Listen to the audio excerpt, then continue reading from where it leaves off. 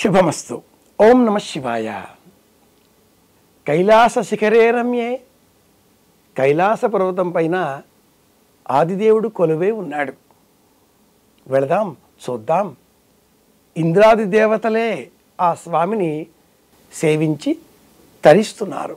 మానవులం మనం ఎప్పుడు వెళ్ళాలి, ఎలా వెళ్ళాలి? ఏ విధంగానైతే సనాతన ధర్మంలో పుష్కర కాలం 12 ఏళ్లకు ఒకసారి శిఖర స్నపనం నిర్వహిస్తారో, పుష్కరాలు నిర్వహిస్తామో, అదేవిధంగా 13 సంవత్సరాలకు ఒకసారి కైలాస దర్శనం చేయగలిగితే ఆ జన్మ ధన్యమైనట్లే, ఆ జీవుడికి శివానుగ్రహం సంపూర్ణంగా లభించినట్లే. అటువంటి తరుణం 2026వ సంవత్సరం, అంటే వచ్చే సంవత్సరమే.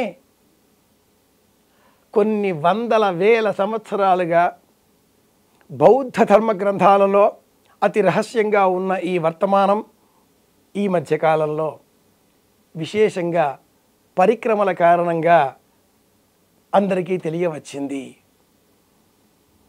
2013వ సంవత్సరం అనంతరం ఇదే 2026వ సంవత్సరం వచ్చే సంవత్సరం. కైలాసం వెళదాం అనుకుంటున్నారా? ఇప్పుడే మీ పేరు నమోదు చేసుకోండి. మీరు కైలాసం వెళ్ళగలిగితే జన్మధన్యమైనట్లే. అమ్మా నాన్న ఉన్నారా? వారిని కూడా తీసుకుని వెళ్ళే ప్రయత్నం చేయండి. కైలాసానికి ఒక్కరు వెళ్ళకూడదు, వెంట ఎవరినైనా తీసుకుని వెళ్ళాలి. ప్రతి సంవత్సరం వెళ్ళాలి అన్న తాపత్రయం ఉంటుంది. వెళ్ళగలమో లేదో 13 సంవత్సరాలకు ఒకసారి వచ్చే ఈ అమోఘమైన అశ్వ సంబంధితమైన సంవత్సరం, అశ్వ సంవత్సరంలో హార్స్ ఇయర్ అంటారు బౌద్ధ ధర్మంలో. ఈ ఒక్క సంవత్సరం పరిక్రమ చేస్తే చాలు, 13 సంవత్సరాల పరిక్రమ చేసిన పుణ్య ఫలం మనకు లభిస్తుంది, పరమేశ్వర అనుగ్రహం లభిస్తుంది. కనుక హర హర మహాదేవ, శంభో శంకర అంటూ పరమేశ్వర దర్శనం చేద్దాం, కైలాస పరిక్రమ చేద్దాం, శివానుగ్రహాన్ని పొందుదాం. శుభమస్తు. ఐ డ్రీమ్ ప్రేక్షకులకి కార్తీక మాస శుభాకాంక్షలు. గురుగారు నమస్కారం. గురుగారు నమస్కారం అబ్బాయి.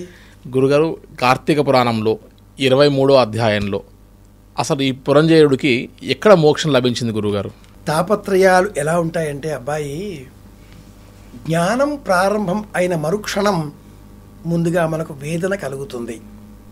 తెలుసుకోవాలి అన్న జిజ్ఞాస మొదలు కాగానే ముందు మనకు కలిగేది దుఃఖం, బాధ. అన్వేషణ అనంతరం ప్రారంభమవుతుంది. ఎక్కడ అన్నట్లుగా దైవం గురించిన విలువలు తెలిసిన అనంతరం పురంజనుడు అన్వేషణ సాగించాడు. వశిష్ఠుడు ఆ పురంజనుడికి శ్రీరంగ క్షేత్రంలో సిద్ధి కలుగుతుంది అంటూ తెలియజేశాడు. ఈ మాసం హరిహర మాసం కదా, పౌర్ణిమకు వరకు శివారాధన, పౌర్ణిమ అనంతరం విష్ణువారాధన. ఇదిగో 23వ అధ్యాయంలో పురంజనుడు శ్రీరంగ క్షేత్రం చేరి ముక్తిని పొందాడు. శ్రీరంగ క్షేత్రం వైష్ణవ క్షేత్రం. 106 దివ్య క్షేత్రాలలో 108 అంటారే, 106 మాత్రమే భూమండలం మీద ఉన్నాయి. 7, 8 దివ్యక్షేత్రాలు వైకుంఠం, ఆ పైన పురుషోత్తమ ధామం. అవి 7, 8 దివ్యక్షేత్రాలు. ఈ భూలోకం మీద ఉన్నవి తిరు అన్న శబ్దంతో ఉన్నవి 106 మాత్రమే. ఆ 106 దివ్యక్షేత్రాలలో మొట్టమొదటిది శ్రీరంగ దివ్యక్షేత్ర దర్శనం. అక్కడ ముక్తి కలుగుతుంది. 150 ఎకరాలలో 52 ఉప ఆలయాలలో, విభీషణుల వారికి కూడా ఆలయం ఉన్నటువంటి ఈ సప్త ప్రాకారాలలో, అందులో మొట్టమొదటి ప్రాకారం మీద ఒక గుడ్డి చేప, ఒక కుంటి గుర్రం, ఆ బొమ్మలు కూడా చూడాలి అని చెప్పేటటువంటి కథలతో కూడుకున్న ఈ శ్రీరంగ క్షేత్రంలో ఎవరున్నారు? రంగనాథుడు ఉన్నాడు. ఎవరా రంగనాథుడు? అంతరంగనాథుడు. అంతా రంగనాథుడే, అంతరంగనాథుడే. ఎక్కడ చూసినా రంగడే, ఎక్కడ చూసినా అంతరంగమే. మనస్సు పరమేశ్వరుడే అన్నప్పుడు ఎవరిని చూసినా కూడా మనకు పరమేశ్వరుడే కనిపించాలిగా. ఆ జ్ఞానం పొందడమే ముక్తి. ముక్తి అంటే బంధనాల నుంచి విడుదల. గురుగారు. ఈ శ్రీరంగ క్షేత్రం ఏ నది పక్కన ఉంది?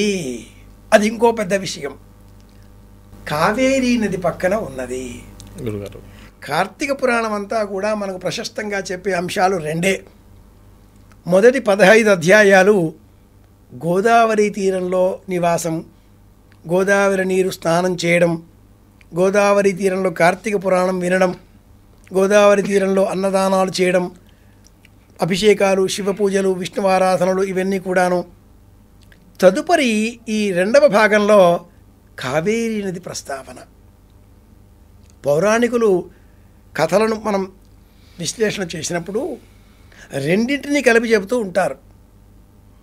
వశిష్ఠుల వారు జనకుడికి కావేరీ నదిలో స్నానం చేస్తే, కావేరీ నది ఒడ్డున దానం చేస్తే, కావేరీ నదిలో దీపాన్ని వెలిగించి విడిచిపెడితే కలిగే పుణ్యం ఎటువంటిదో వివరించిన అధ్యాయమే ఈ 23వ అధ్యాయం.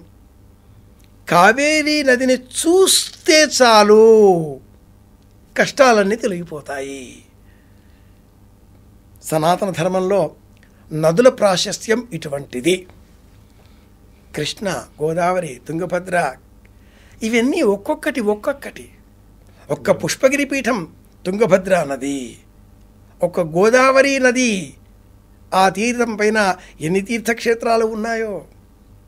ఒక్క కృష్ణా నది, బెజవాడ కనకదుర్గ అమ్మవారు. బాసర క్షేత్రం, గోదావరి. 1, 2 అని కాదు, నదులన్నీ దివ్యక్షేత్రాలతో ముడిపడి ఉంటాయి. శ్రీరంగ క్షేత్రంలో కావేరీ నది చుట్టూరా ఉన్న దివ్యక్షేత్రం కనుక కావేరీలో గ్రుంకులిడి రంగని దర్శనం చేసుకుంటే చాలు, అంతరంగమంతా రంగడి మయం అయిపోతుంది, రంగనాశులో లీనమవుతాం అని బోధించిన గొప్ప తల్లి ఆముక్త మాల్యద కోదై అంటే పూలబాల విష్ణుచితుల వారికి పూల తోటలో దొరికినటువంటి ఆ గోదాదేవి. కాబట్టి ఈ కార్తీక పురాణంలో 23వ రోజున గోదాదేవితో ప్రారంభం చేసుకుని కావేరీ నది మహాత్మ్యంతో పాటుగా శ్రీరంగ క్షేత్ర వివరాలు కూడా తెలుసుకోవాలి. అక్కడికి వెళితే ఈ పురంజనుడికి ముక్తి లభించింది అని కూడా తెలుసుకోవాలి. మనం కూడా మన జీవితంలో ఒక్కసారైనా శ్రీరంగ క్షేత్రానికి వెళ్ళాలి అనే సంకల్పం చేయాలి. 106+2 దివ్యక్షేత్రాల దర్శనంలో మొట్టమొదట వెళ్ళవలసిన దివ్యక్షేత్రం శ్రీరంగం. ఇది విషయం. తెలుసుకుందాం, పాటిద్దాం, ప్రయోజనం సాధిద్దాం. గురుగారు 23వ అధ్యాయంలో ఉన్నటువంటి విశేషతని, మరీ ముఖ్యంగా శ్రీరంగానికి సంబంధించిన విషయాన్ని చాలా చక్కగా వివరించారు గురుగారు. ధన్యవాదాలు గురుగారు. కృష్ణార్పణం. And for more videos, Please subscribe to iDream. Please subscribe to iDream. Please subscribe iDream. And please subscribe to iDream. For more videos, subscribe to iDream. please like, share and subscribe to the channel. Congratulations, iDream. Subscribe to iDream. Subscribe to iDream.